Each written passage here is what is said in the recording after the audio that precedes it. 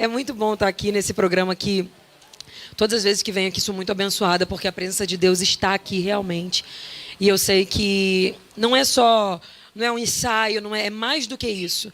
É uma maneira de transmitir Deus às pessoas que estão em casa, é uma forma de dizer a vocês que Ele é real, que Ele existe e que Ele se preocupa com a tua vida e quer mudar a sua história.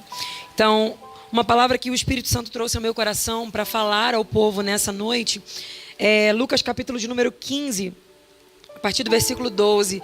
É um texto muito conhecido que fala sobre o filho pródigo.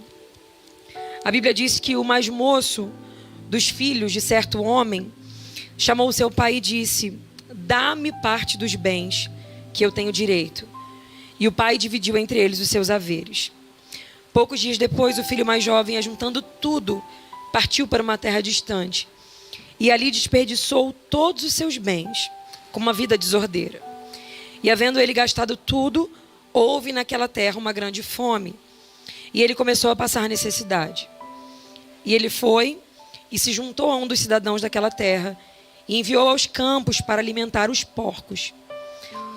E ele então desejava encher o seu estômago com as bolotas dos porcos. E nenhum homem lhe dava nada. E então, caindo ele em si, disse: quantos servidores de meu pai têm abundância de pão, e eu aqui pereço fome? Levantar-me-ei e irei ter com meu pai, e lhe direi: Pai, pequei contra o céu e contra ti. Não sou digno de ser chamado teu filho. Faze-me como um dos seus servidores. E ele, se levantando, foi para o seu pai. Esse texto é um texto muito conhecido. Conta a história de um filho. É Jesus contando uma parábola de um filho que o mais novo disse: pai, eu quero parte dos bens que me pertencem, porque ele sentiu que queria ir embora, que podia viver a vida da maneira que ele quisesse. Só que vale dizer que a herança é uma coisa que é dada pelos pais após a morte, repartida para os filhos depois de que o pai já não está mais. Só que aqueles bens já eram dele, só que ainda não era o tempo dele se apropriar daquilo. E quando eu li isso, o Espírito Santo falou ao meu coração: Gabriela, embora os bens já fossem todos dele, ainda não era o tempo dele se apropriar daqueles bens. E há um perigo muito grande quando eu tento me apropriar das coisas antes do tempo. Eu não sei para quem falo agora e quem está me assistindo, mas eu vim aqui como boca de Deus dizer para você: aprenda a esperar o tempo das coisas. Eu sei que às vezes a gente quer se precipitar, às vezes a gente quer que seja da nossa hora, às vezes a gente quer que seja do nosso jeito, porque a gente pensa que a nossa maneira é melhor, que o pai não sabe o que está fazendo, que o pai não compreende as nossas limitações ou não compreende as nossas dores. Mas eu vim dizer a você: há um grande perigo em se precipitar, em dar passos sem que o Senhor te autorize, em caminhar numa direção sem que Deus permita que você vá. Embora os bens fossem daquele rapaz, se apropriar daquilo antes do tempo fez com que ele perdesse tudo. Sabe por quê? Porque ele não tinha maturidade para administrar aquilo. Então entenda: se ainda não chegou na tua mão, se o Senhor ainda não quis te entregar, se ainda não veio para você, é porque o Senhor sabe que você não tem maturidade para administrar. Não queira se apropriar daquilo que ainda não está no seu tempo. Eu vim dizer a alguém hoje: aprenda a esperar o tempo das coisas. Esperar o tempo do Senhor fala de não criar feridas desnecessárias. Fala de não criar marcas que você não precisa ter. Porque alguém vai olhar esse texto e vai dizer: Gabi, mas ele voltou para a casa do pai. Ele voltou a se sentar na mesa, ele teve uma roupa nova, ele teve um anel novo, mas e todas as feridas que ele adquiriu fora da casa do pai? Porque a precipitação faz isso.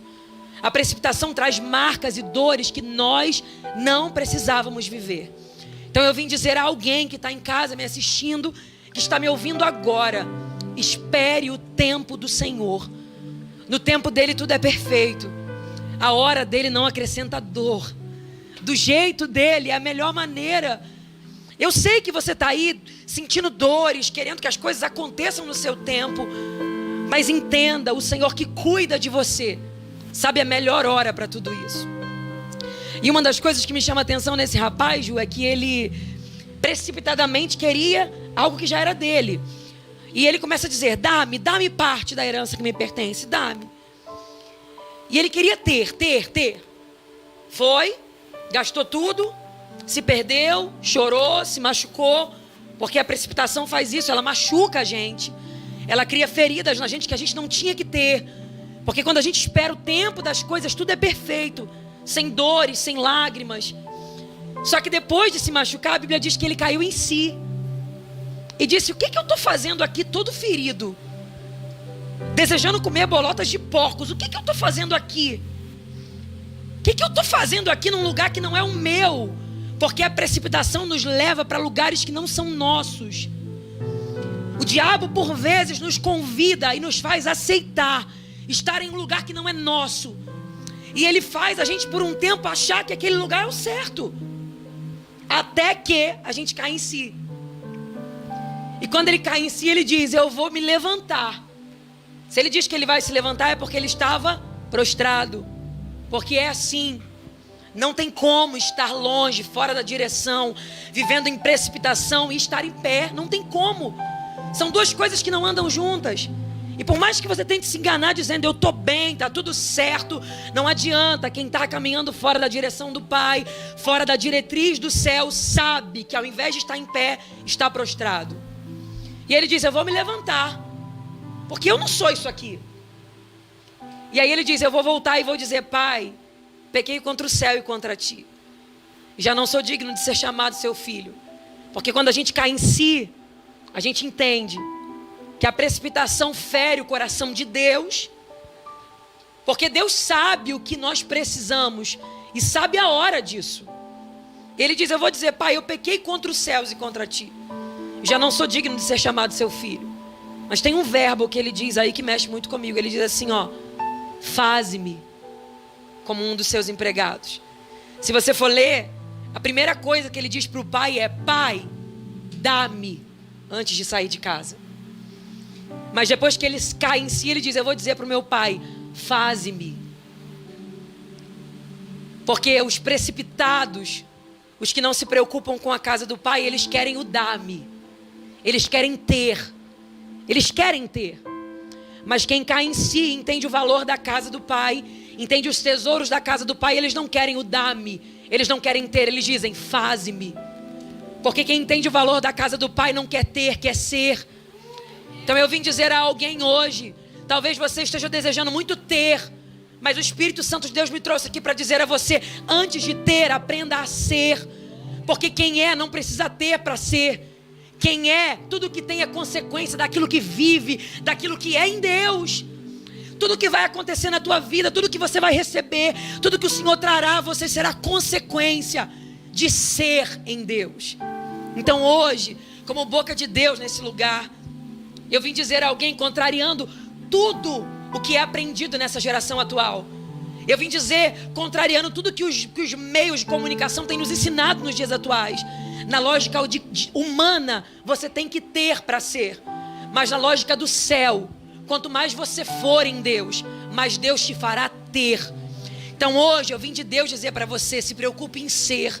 Seja fiel, seja honrado, seja um servo de verdade, seja um filho, seja entregue, seja obediente, seja apaixonado pelo Evangelho. Não negocie os seus valores, não negocie a verdade do Evangelho na tua vida. E quanto mais você for, o Deus que tem e que é, te fará ter. Quanto mais você for, o Deus que é o dono dos tesouros escondidos, trará tudo o que você precisa para a tua mão. É por isso que a Bíblia diz, se você for obediente, todas as bênçãos virão e te alcançarão. Eles têm nos ensinado que nós temos que correr atrás das bênçãos. Só que a Bíblia nos ensina que as bênçãos correm atrás de nós. Quanto mais nós formos, quanto mais nós vivemos uma vida íntegra diante de Deus, quanto mais a presença do Espírito Santo for a primeira coisa da nossa vida, quanto mais estar com Deus for a nossa prioridade, mais todo o resto virá e nos acompanhará. Então eu quero dizer isso para você que está me ouvindo aí agora. Eu não sei, talvez se você se sinta longe, distante, frio, com o coração quebrado e dizendo, Gabriela, eu me precipitei.